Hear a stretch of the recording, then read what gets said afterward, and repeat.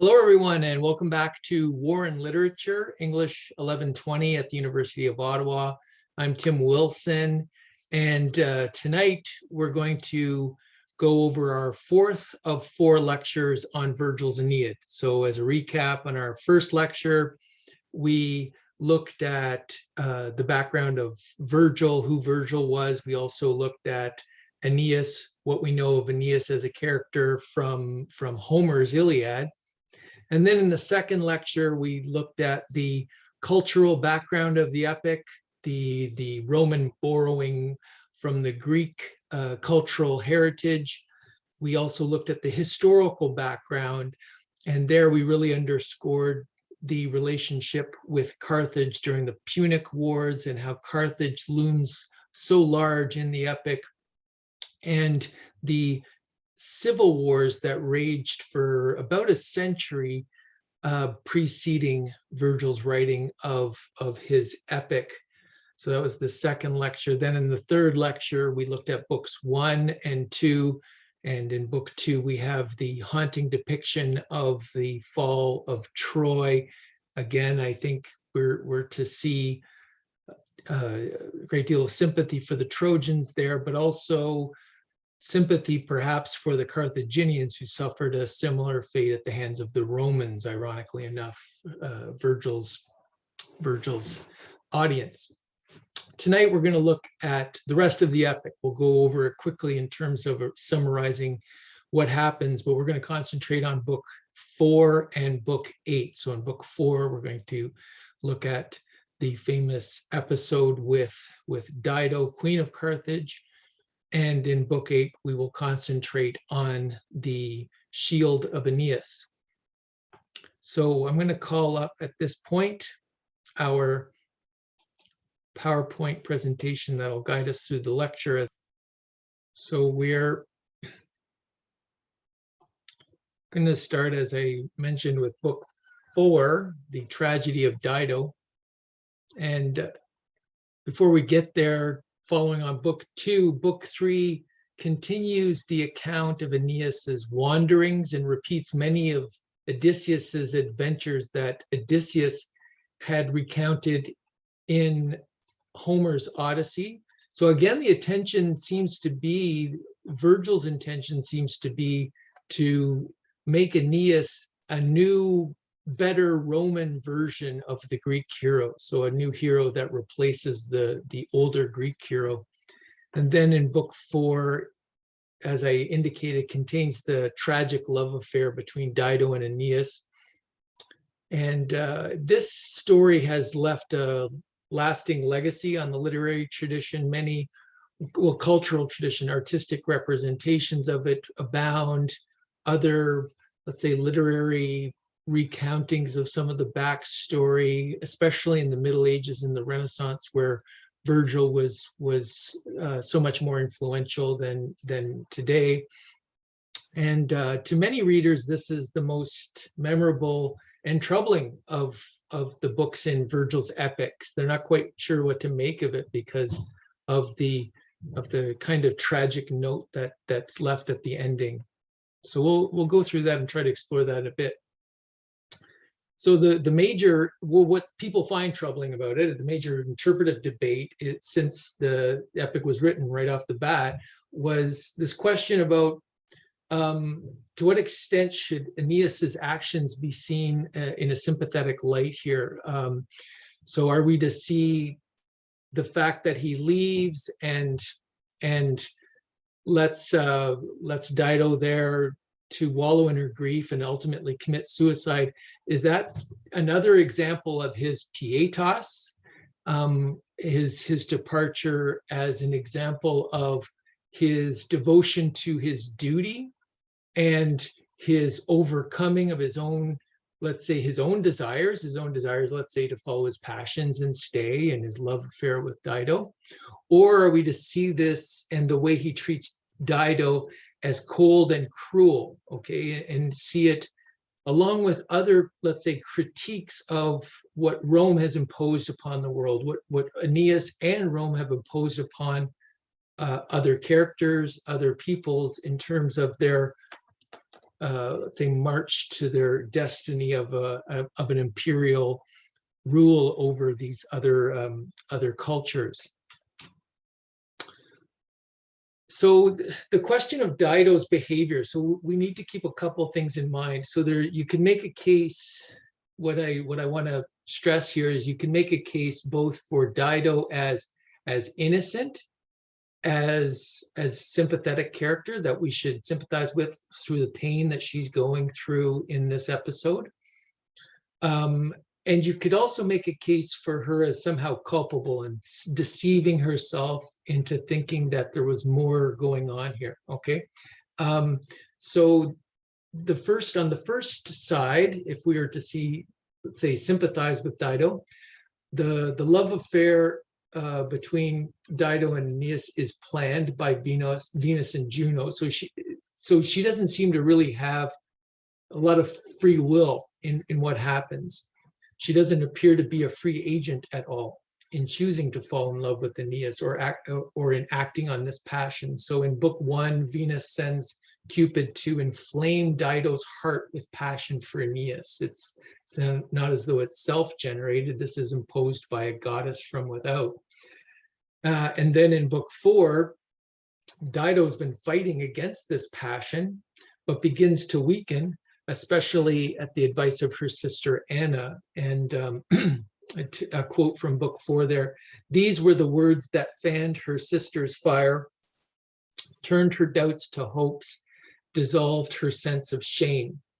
So one thing to note too, as I've indicated here, is that these words act in the opposite way to those of the dignified orator of the epic simile that begins the epic in book 1.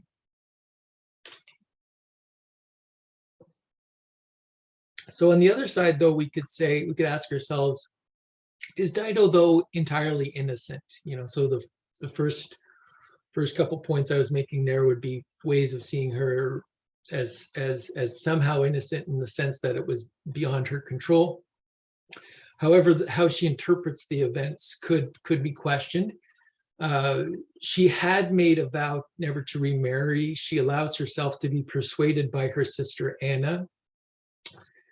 And is her first loss of integrity disguising her passion as political necessity? We could ask ourselves. And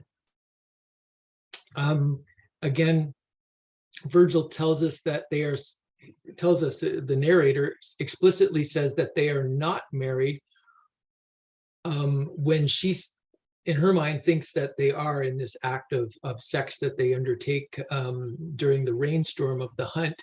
And I think the narrator is kind of saying that, they're not married, but she tries to tell herself that they are, to cover over the guilt. So these are the words here from book 4, line 168 to 72.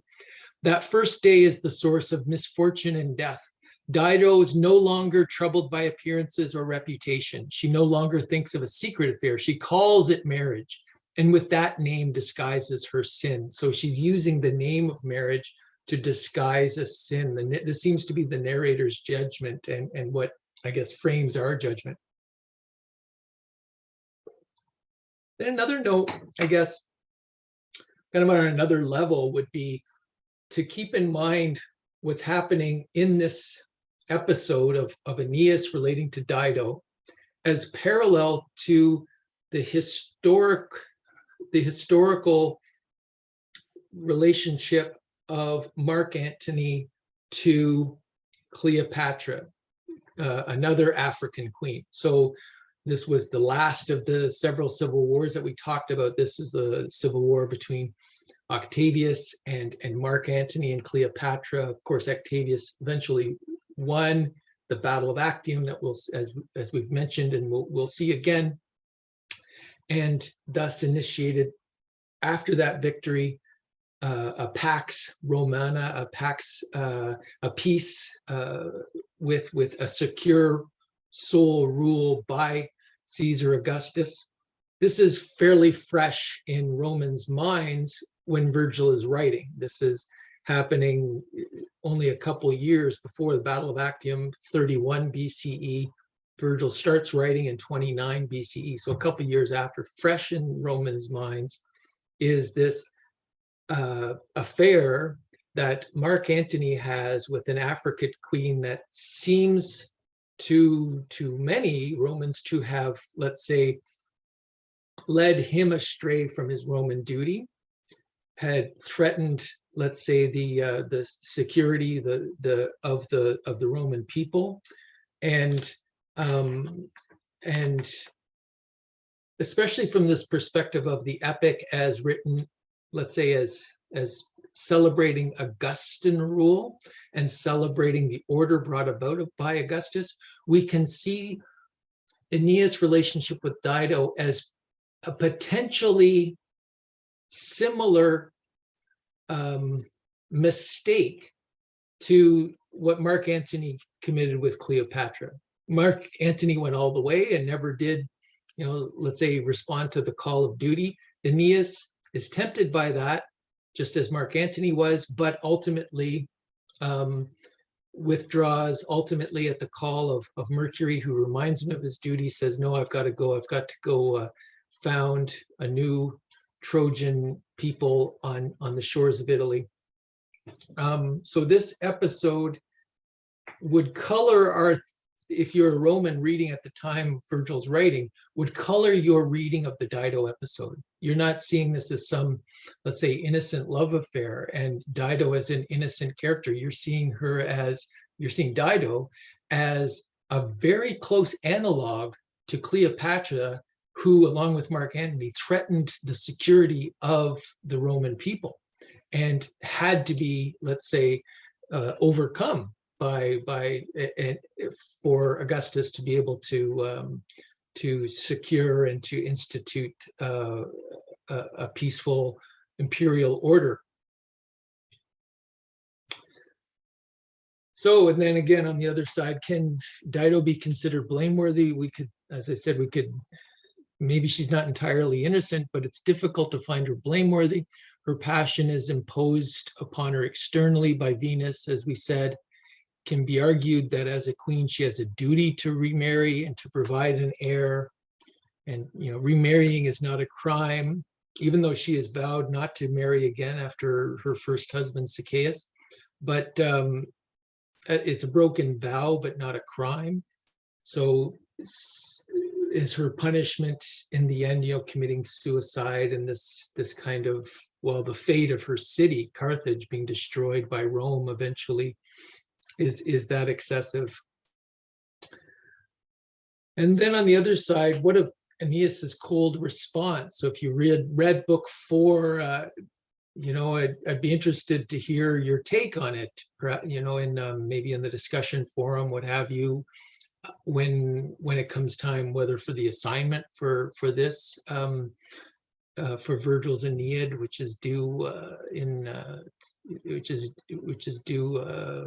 don't quote me on the date, but is due soon. So potentially in the discussion forum, you can let me know your thoughts when reading this. Are we to be sympathetic with Aeneas's response to Dido's suffering? So maybe Dido's not innocent. Maybe we don't see this as entirely a pure operation on her side. However, she's genuinely suffering. She has fallen in love with Aeneas. And is his response cold? Well, one way of looking at it is his response to Dido is to claim a couple of things. First of all, it's not a matter of his will. And he told her right up front that he had to go, he couldn't stay, that part of his destiny is to found this new line of the Roman, the Trojan people in Italy. And it's not as though he decided, his own free will. He was prompted by Mercury, the god, and reminded of this destiny. And again, this apparent coldness could be seen, his response to Dido could be seen as an example of his, let's say, pietas, his piety, his devotion to duty over and against furor, in this case, in the sense of sexual passion. So maybe at this point, what we'll do is call up those lines here from book. This is book 4. I think I've accidentally put book 2 there, but we'll call up these lines from book 4.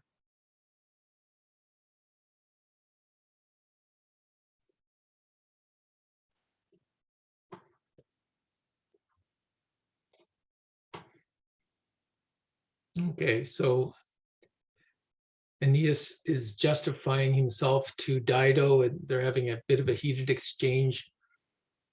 She had spoken. He set his gaze firmly on Jupiter's warnings and hid his pains steadfastly in his heart. So remember this theme again of because he's devoted to duty and a public duty, often he has to say squelch the personal, the private, any personal, let's say, feelings that he has. So he has this kind of pain steadfastly in his heart. And he replies briefly at last, "O Queen, I will never deny that you deserve the most that can be spelt out in speech, nor will I regret my thoughts of you, Alyssa." That's another name for Dido. "While memory itself is mine and breath controls these limbs, I'll speak about the reality a little. I did not expect to conceal my departure by stealth. Don't think that. Nor have I ever held the marriage torch or entered into that pact."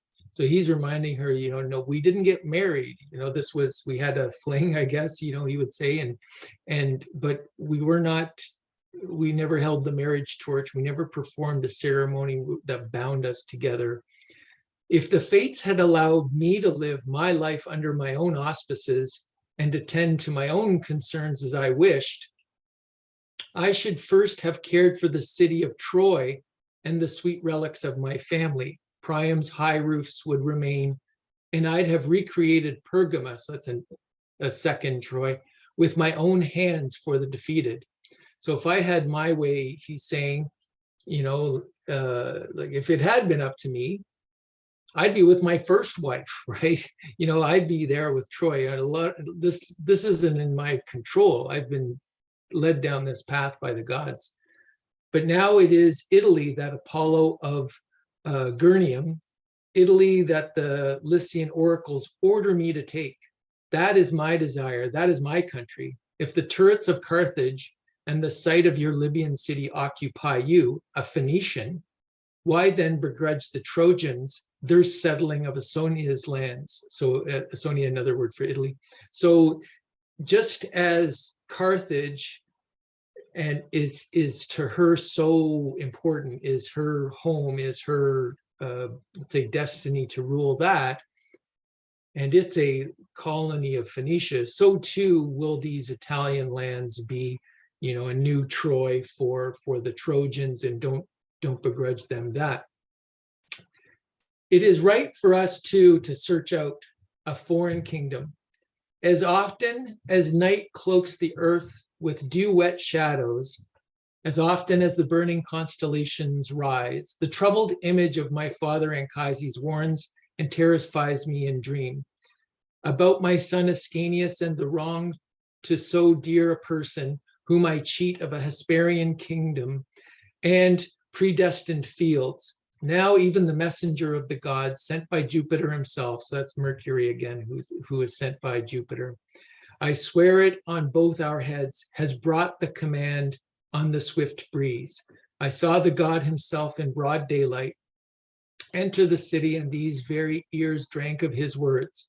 Stop rousing yourself and me with your complaints. I do not take course for Italy of my own free will. So ultimately, this reminder again, this was not my choice. This is a destiny. I was reminded by the gods just recently that I've been kind of neglecting that duty. So we'll go back to our PowerPoint presentation now. And so this is Aeneas's, let's say, justification. And we can see with this description, perhaps Aeneas's position as pitiable as well. You know, Dido obviously is suffering. Aeneas is seemingly suffering as well, and in the words of the narrator are showing that, you know, he's suffering, but is keeping it bottled up, so to speak, and it's all internal. And he's, you know, it's the reminder that he's again acting against his will, you know, that a lot of his own personal desires have to be, let's say, suppressed in order to meet these public obligations that he has. And also there's the sense that depending on how we interpret one ambiguous line, maybe Aeneas is weeping as well. Okay, so it's an ambiguous line there. So again, question, and we can go either way on this, to what extent the response is overly cold or is, or we're meant to sympathize with Aeneas and Aeneas's actions. So we looked at Aeneas's justification, and then, and as we said, there's a lot of arguments we can make to justify Aeneas's response. Yet we could also look at some of these lines and say, well, this is pretty cold response. So, so I'm referring here to 4:12 to 49. Dido is in torrents of grief. She sends Anna. You know, Aeneas is with his men getting the ships ready to go. She sends Anna, her sister, to go and plead with Aeneas once more not to go. He hears these words from Anna about the torment that Dido's going through, and his response is, well, the narrator mentions heaven blocks his gentle human ears. So he's kind of closed off to this and reacts somewhat coldly. And here are the lines, some more lines. But he was not moved by tears and listened to no words receptively. Fate barred the way, and God sealed the hero's gentle hearing. As when northerly blasts from the Alps, blowing here and there, vie together to uproot an oak tree, tough with the strength of years, there's a creak, and the trunk quivers, and the topmost leaves strew the ground. But it clings to the rocks, and its roots stretch as far down to Tartarus as its crown does towards the heavens. So the hero was buffeted by endless pleas from this side and that, and felt the pain in his noble heart. His purpose remained fixed. Tears fell uselessly. So this is the ambiguous line, you know, are the tears Aeneas's tears that are falling uselessly? Or most people would say these are the tears of Anna and Dido, they're falling, but they're falling uselessly because they're not moving Aeneas, who's fixed like this oak in the epic simile that's being buffeted by winds but stays firm. Note too, in this simile, the oak tree, it stands firm by being rooted in darkness, so to speak. So it stretches to the heavens. So think of in this simile, Aeneas is like an oak tree, and an oak tree, Aeneas, like an oak tree, reaches to the heavens, reaches to the highest aspirations of duty and piety to the gods, but is only able to do that because of these firm roots that reach just as deeply into Tartarus, into the underworld and that which is dark and hidden. So we see, let's say, the two dimensions that makes a hero like Aeneas tick in this simile itself. It's not all roses and sunshine. It takes a certain dark resolve. It means being rooted in darkness itself, so to speak, and that can mean sometimes being cold to others. That can mean being, let's say, brutal and ruthless to enemies, such as Turnus, perhaps. Those might be ways of interpreting this simile and what Virgil's really saying about, well, what it means to be heroic, what it means for Rome to achieve its destiny. Like, its destiny is going to be to achieve a lot of these great and noble things, but it's going to have to be rooted in violence and maybe ruthless behavior towards these other powers that it's going to have to conquer. So the Dido story is maybe our first main example of what I've called the cost of Rome. Remember, the burden of Rome, the molus of Rome.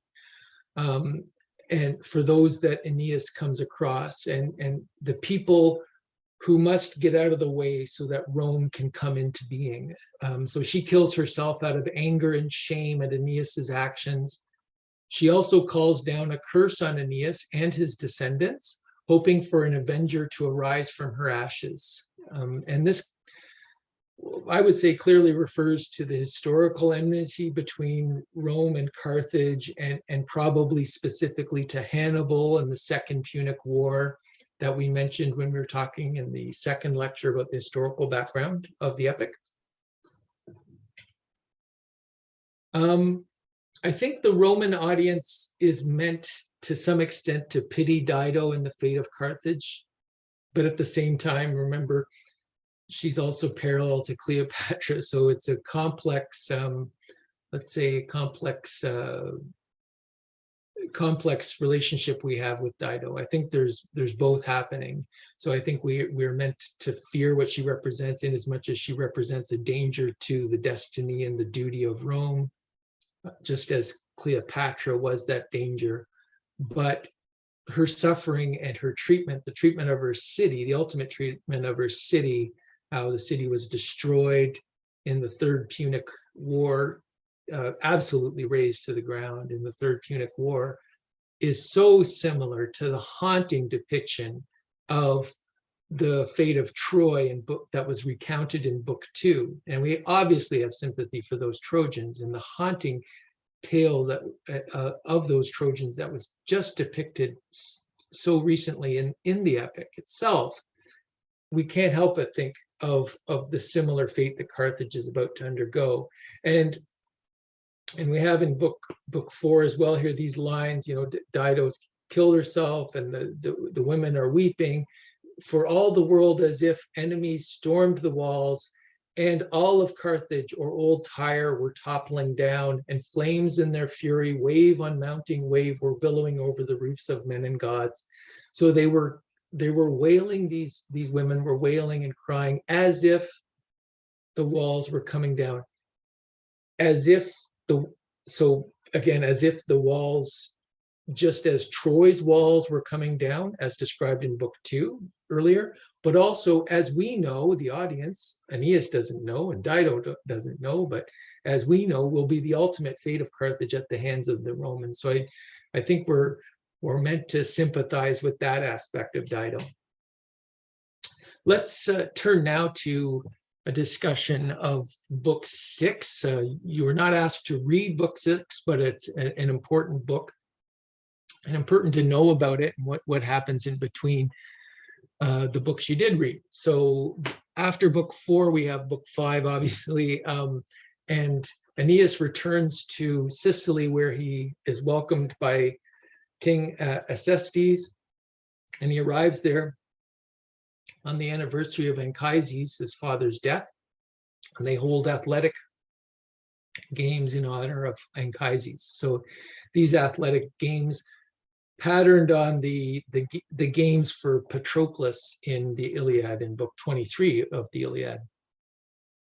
So in Book 6, this is the central book of the epic. It's the turning point to some extent of the epic, and it really marks a turning point for Aeneas and for the epic. In a way, up until then, he'd been pointing backwards and then to the past, and now he's directed to the future. It also marks this shift from the Iliadic half to the Odyssean half to the Iliadic half. It's the hinge between those two halves of the epic.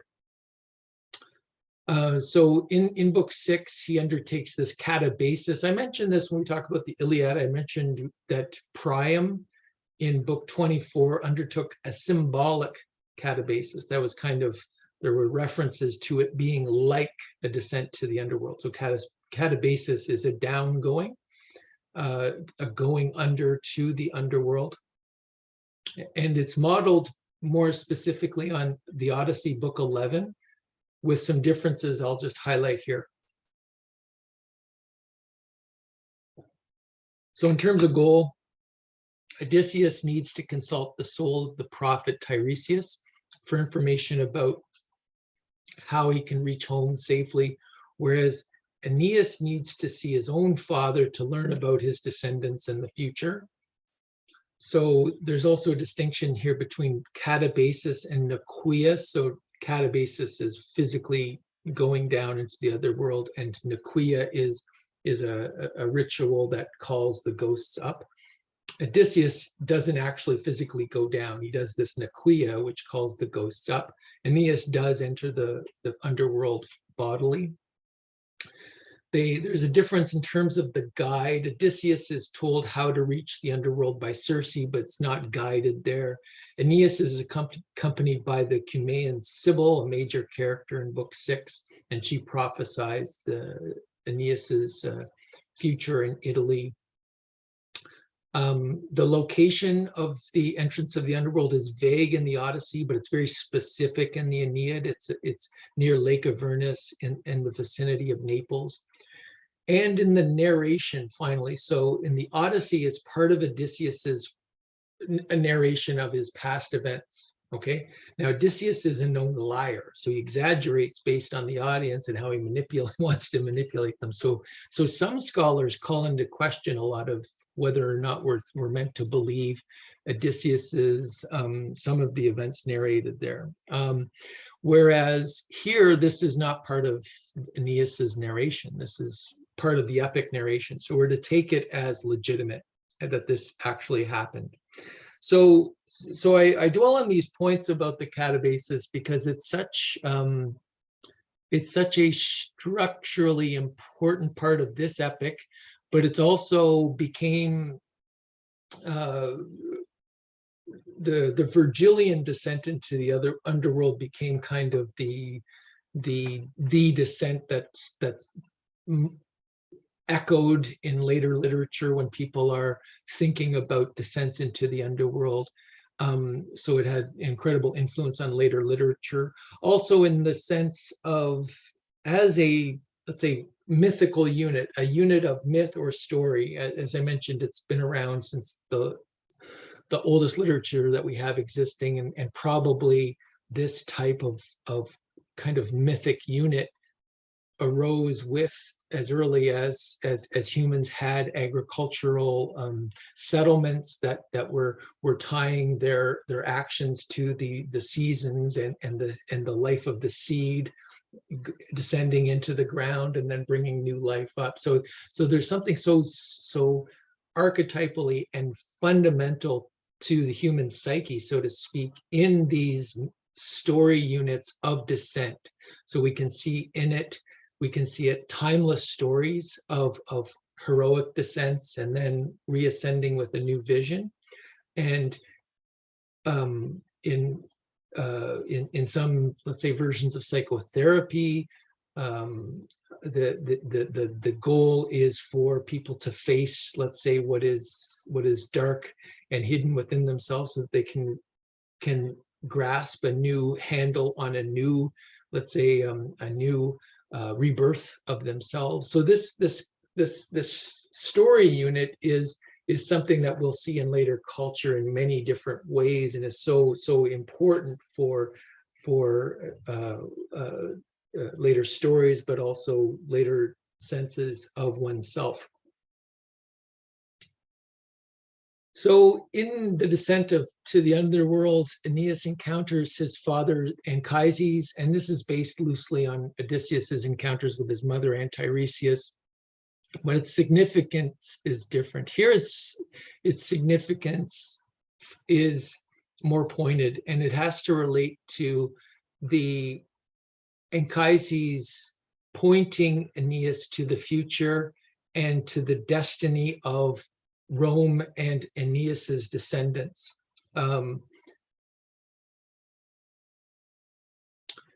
The kind of the culminating point of the entire book and what Anchises shows him is this, it's called the pageant of heroes. And it's this pageant of all these great Romans that are are to be descendants of Aeneas, and that they're shown in this kind of, as I said, pageant of these heroes, that Aeneas doesn't understand the significance of these people, but he sees that they're to be these great heroic leaders, etc., and that there's going to be this long progeny and this long successful history that's going to be made by his success in achieving some sort of beachhead in Italy, establishing some sort of following there, and forging a people. So the function there, it reaffirms his purpose by showing him these errors, but it also reminds the audience, Virgil's audience, of these major events of Roman history and how they're all can be taken back to these foundation myths. And the pageant of heroes contains a couple of the most famous passages in the Aeneid. The first that we'll look at in the next slide is the first of these is Anchises' programmatic statement about Roman skills and virtues, what makes them unique, what's their unique calling, and we'll look at that.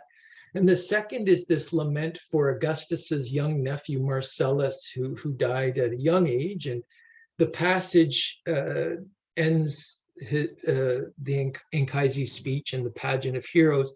And the image we have on the right is according to legend, Virgil read early portions of the Aeneid to Augustus and Octavia and Livia, so members of this royal court here. And when it got to the passage of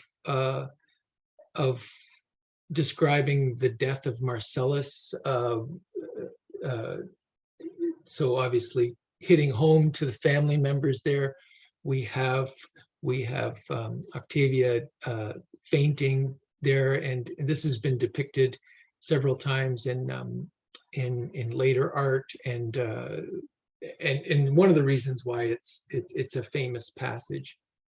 So part of the legend around it is about how moving, let's say, the work was seen to be and recognized to be right from the get-go, even before it was completed and published. Those who heard it realized it had this moving power, and obviously had a moving power for Augustus and for his family, because it touched on family members, it touched on the destiny that would lead to Augustan rule itself. Here's Anchises' statement on the mission of Rome, and think about this in the context of the epic, and I've got a couple questions there afterwards.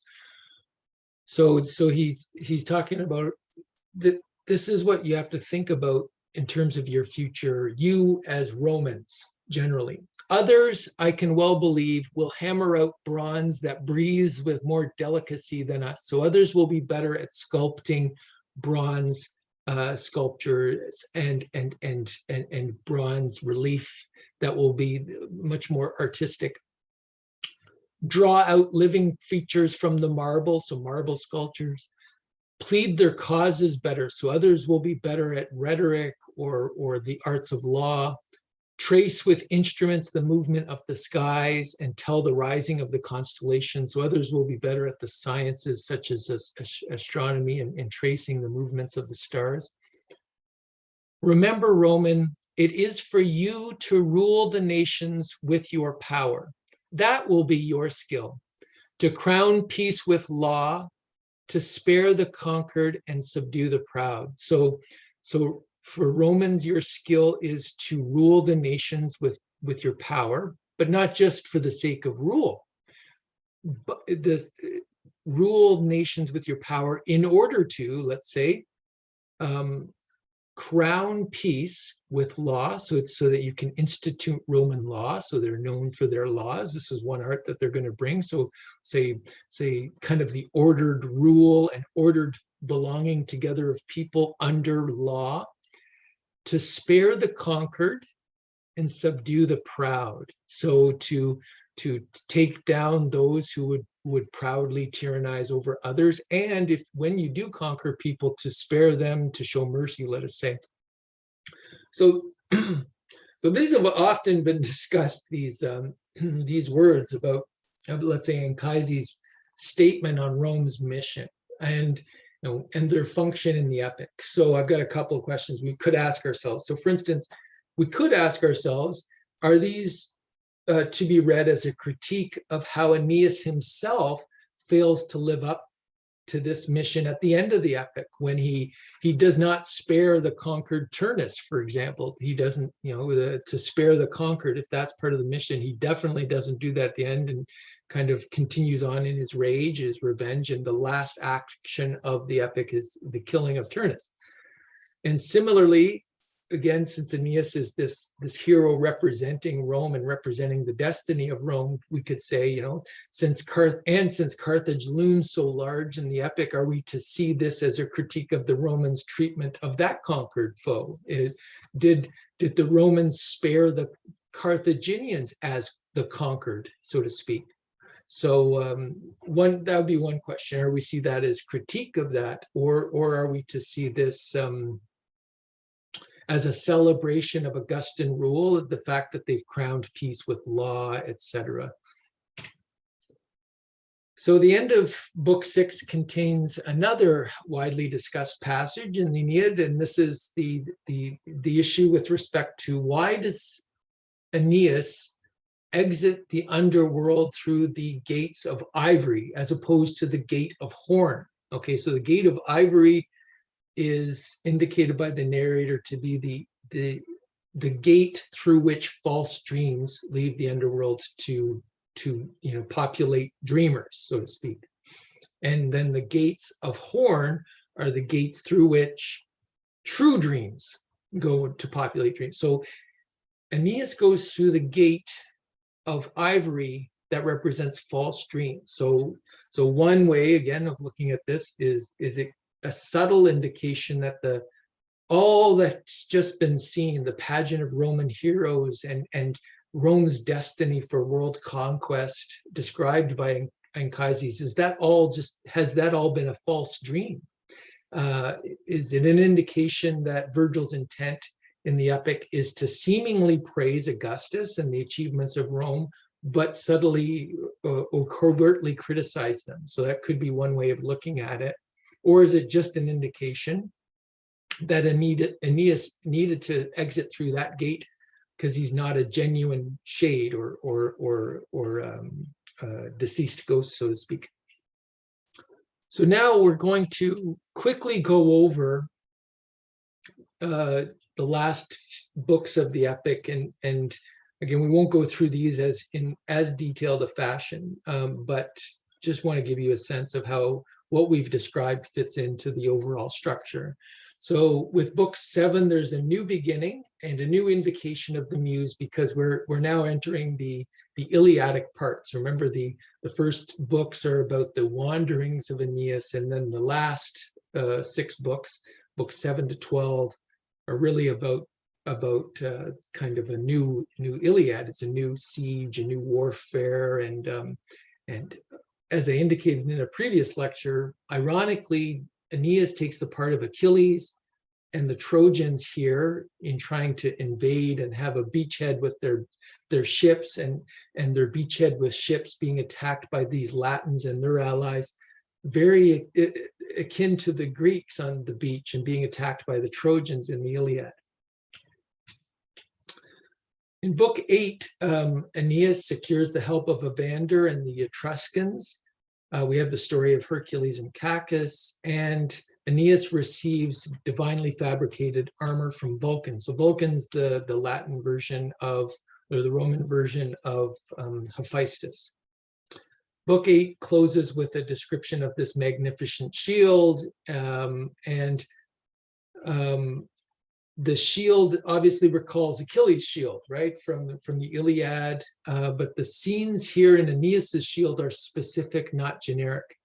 The shield shows scenes from Roman history, starting with Ascanius's descendants and moving to Augustus's day. So basically shows kind of in snapshot from legendary history through his historical events to the present of Virgil's day. And the centerpiece of the shield is this depiction of the Battle of Actium. And remember, I said if there's one battle that's kind of central, one contemporary battle to Virgil's day that's in the background, I would say it's that one, along with the Trojan War is in the story, is in the center of the story. But what's kind of ghostly in the background in terms of the immediate writing of the epic would be this Third Punic War and the razing of Carthage. So let's remind ourselves what's on the Shield of Achilles. Shield of Achilles kind of depicts the cosmos and the human dimensions of that cosmos, and it presents them in kind of this balancing of opposed forces. You know, we've got the city at war, the city at peace. We've got the sea and the sky, you know, the sun and the moon, and all ringed by the river ocean, and kind of representing this cycle, this eternal cycle of the seasons, the eternal cycle of the cosmos is not really changing in essence. And it refers to human existence in a timeless way, without any historical specificity. The Shield of Aeneas, on the other hand, contains the history of Rome, and it's divided into a series of 6 vignettes that you see around in the second layer here, the Romulus and Remus, the Sabines, and etc. And we have in the centerpiece this Battle of Actium, their triumph, and the immediate aftermath, the triumphal parade. So again, a couple of things that I would compare to the Iliad's Shield of Achilles is, remember, this is impossible art. There's movement, there's, you know, this battle happened and it showed the aftermath, and then this, and so was thrusting the spear. So it shows movement and time, just as Achilles, the Shield of Achilles shows movement as well.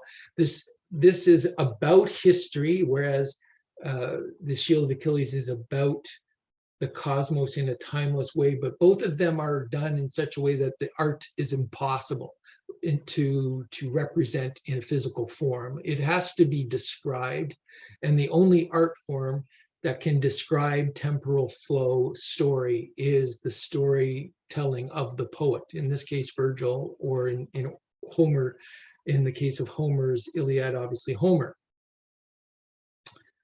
I'll also just point out this notion of ekphrasis that's defined there at the top of this slide.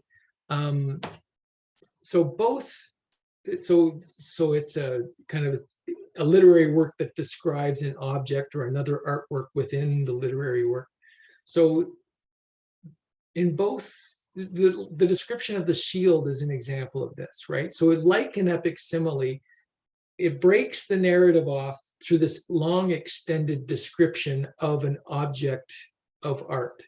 And the break in the narrative, like a simile, turns the audience mind away from, let's say, the battle or whatever, and they forget the present action and they're on to something else, but they're meant to see the similarities, right?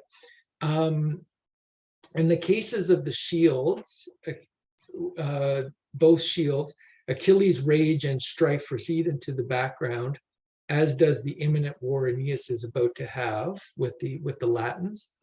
And Achilles' shield transports the reader spatially away from Troy to another place, right? This kind of timeless space of city at war, city at peace.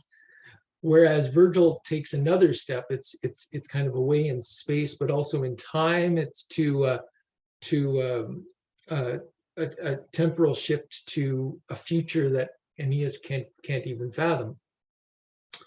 And like the prophecy or the pageant in the Underworld in Book 6, the figures on the shield turn Roman historical figures into a prophecy of the future. So it's history for the Virgil's audience, the Roman readers of that time, But for Aeneas, it's all prophetic of the future.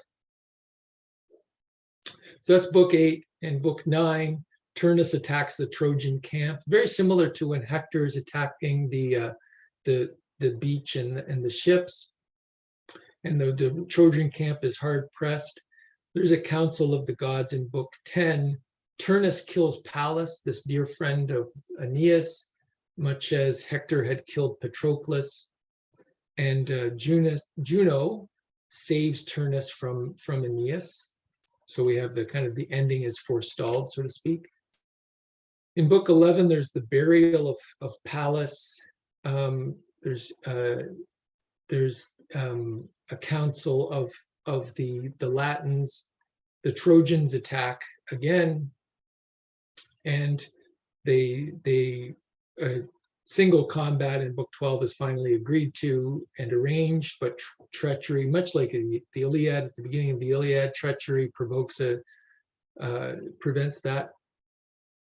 And the Trojans attack the city in a single combat. Aeneas kills Turnus, and that's how the epic ends. And we have the question we're left with as a reader, this final impression of Aeneas killing Turnus, and then what, right? We have to go back and remember that this was maybe needed.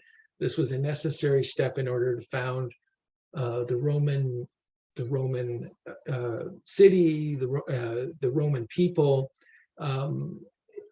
But it is kind of this dark image.